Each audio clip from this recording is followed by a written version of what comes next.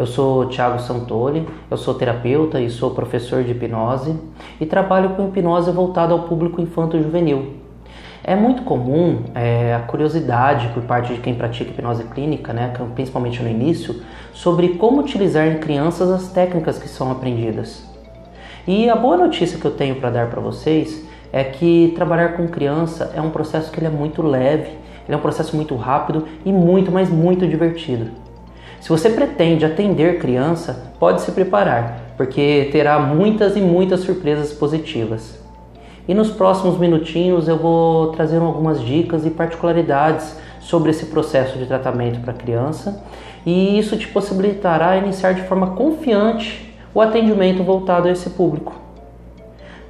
Primeiro eu quero deixar algumas observações que eu acredito que são fundamentais.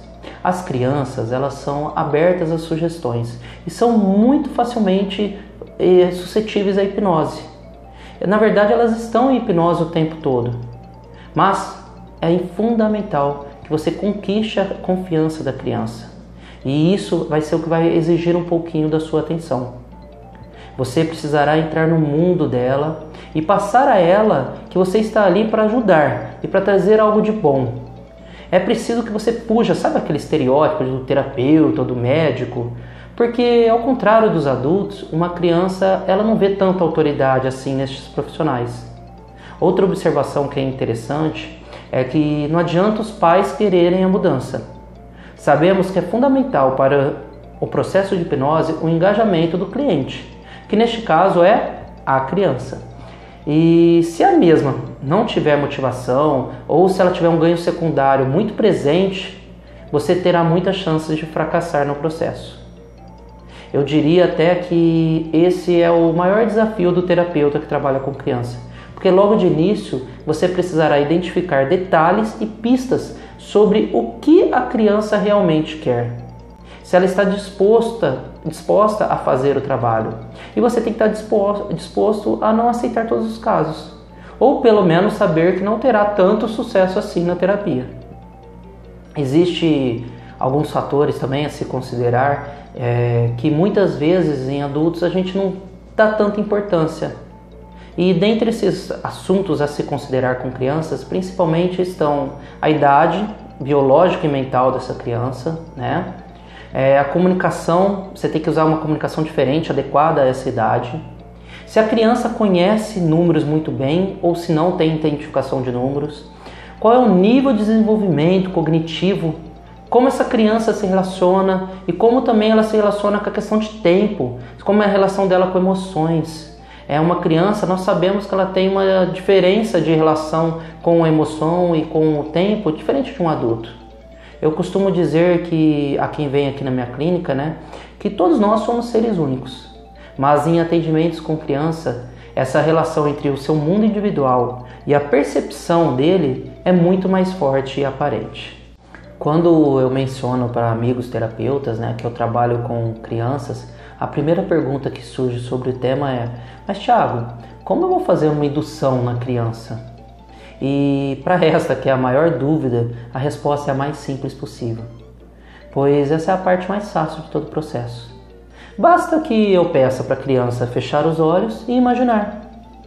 Eu costumo, logo após pedir para a criança fechar os olhos e imaginar, eu costumo pedir para que ela use a sua imaginação e a leve para lugares que ela já frequente, como por exemplo a sua casa ou um quarto em específico.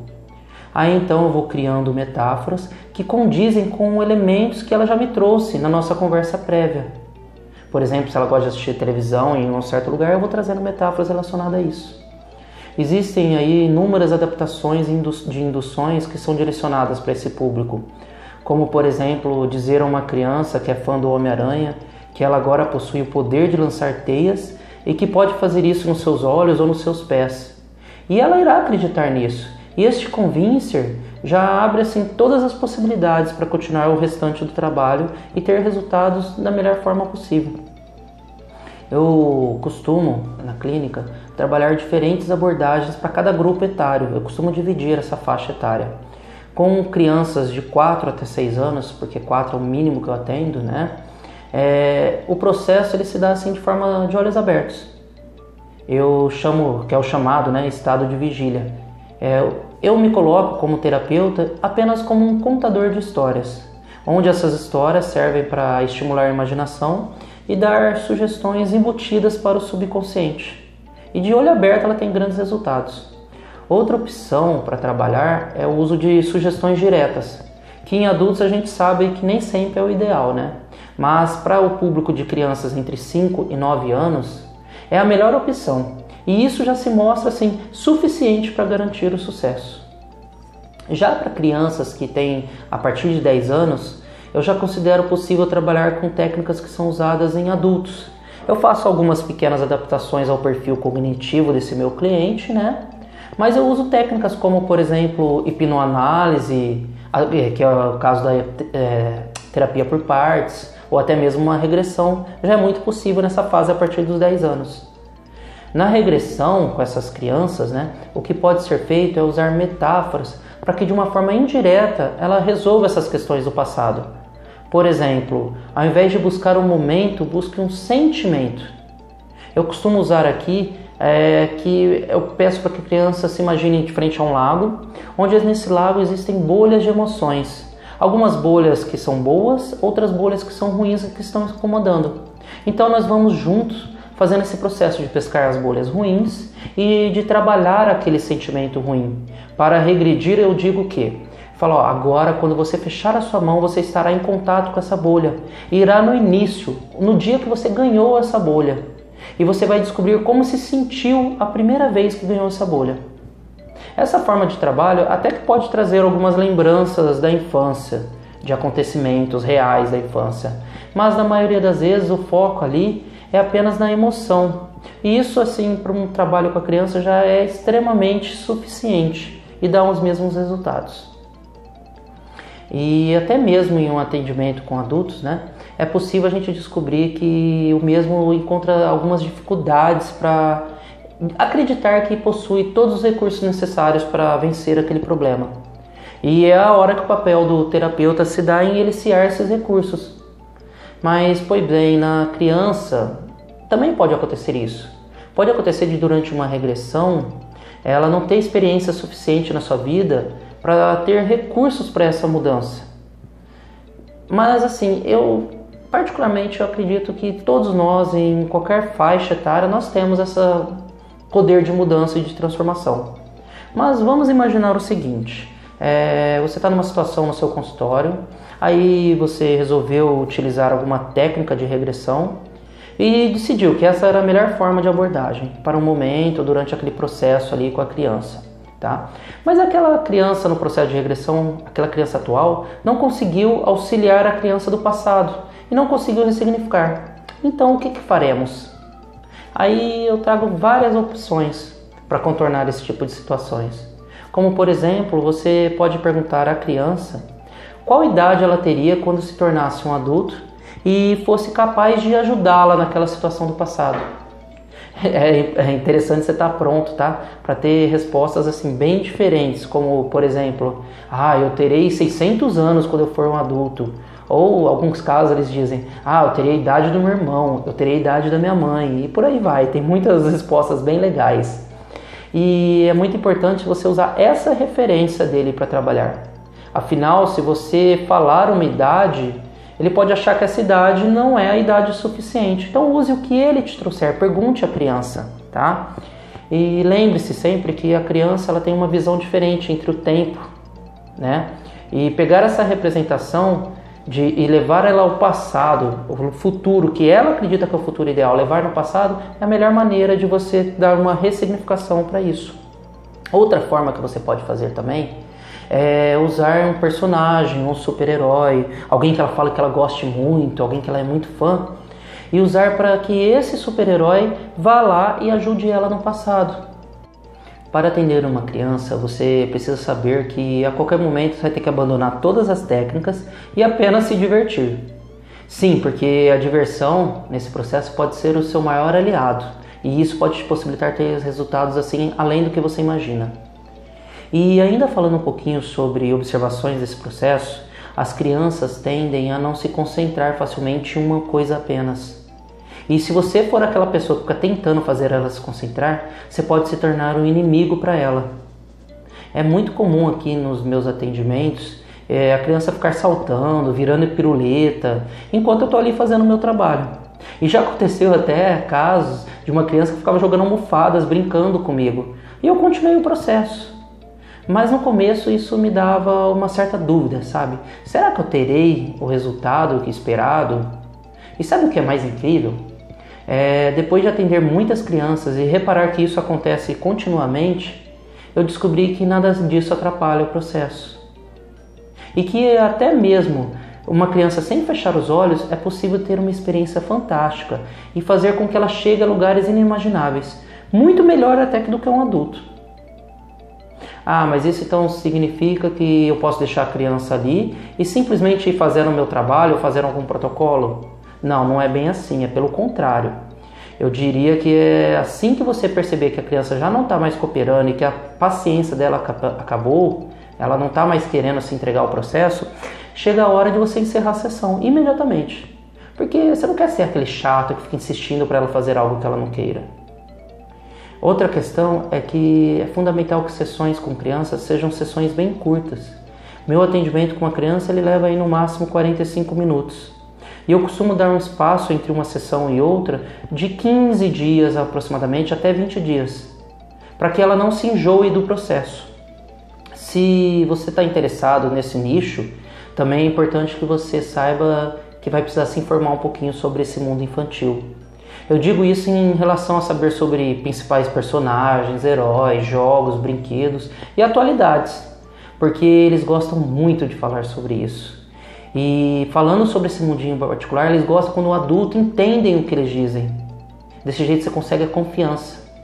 Mas não precisa se assustar, tá? Isso não quer dizer que você vai ter que se transformar em um expert em desenho e conhecer tudo sobre o mundo infantil.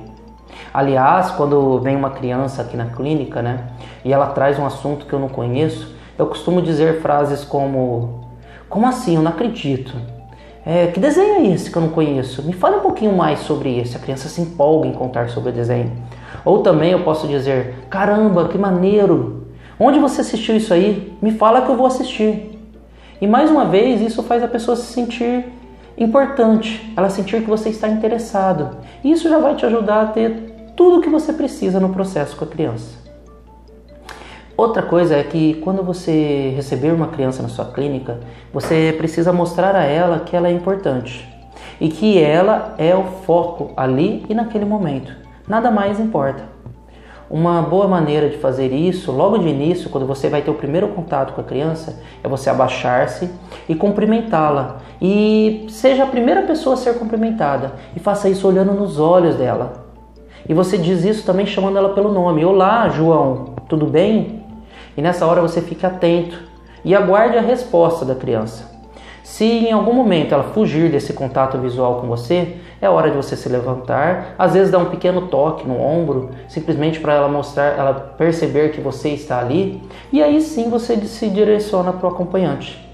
Mas se quando você está ali, se abaixou e está conversando com ela, e ela manteve esse contato visual, é a hora de você entender essa resposta positiva e iniciar já um processo de bate-papo, onde naquele momento você vai esquecer todo mundo que está em volta e foca só nela. Aproveita que ela te deu abertura e foque só na criança. É fundamental também no processo, no primeiro atendimento, você evitar falar sobre os problemas na frente da criança com os pais. Eu recomendo até que você envie uma ficha para os pais e discuta sobre as respostas dos pais pelo telefone antes mesmo da sessão. Ou, se for possível, e é o que eu acredito que seja o ideal, você marque uma sessão prévia com os responsáveis, sem a presença da criança.